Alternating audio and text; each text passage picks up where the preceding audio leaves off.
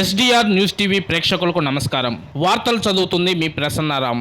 ఈ రోజు ఒంగోలులో శ్రీనివాస ఈఎన్టీ హాస్పిటల్ ప్రారంభోత్సవ కార్యక్రమంలో పాల్గొని రిబ్బన్ కట్ చేసి ప్రారంభించిన దర్శి నియోజకవర్గ Telugu Desam party in charge doctor Gottipati Lakshmi. ఈ కార్యక్రమంలో ఆమెతో పాటు ఒంగోలు నగర మేయర్ శ్రీమతి గంగాడ సుజాత, మాజీ శాసనసభ్యులు నారపశెట్టి పాపారావు, ఏపీ వ్యవసాయ mission vice chairman Marreddy Srinivasa Reddy, Darsi నగర పంచాయతీ మున్సిపల్ చైర్మన్ నారపశెట్టి పిచ్చయ్య, పలువురు కూటమి నాయకులు, కార్యకర్తలు, అభిమానులు తదితరులు పాల్గొన్నారు.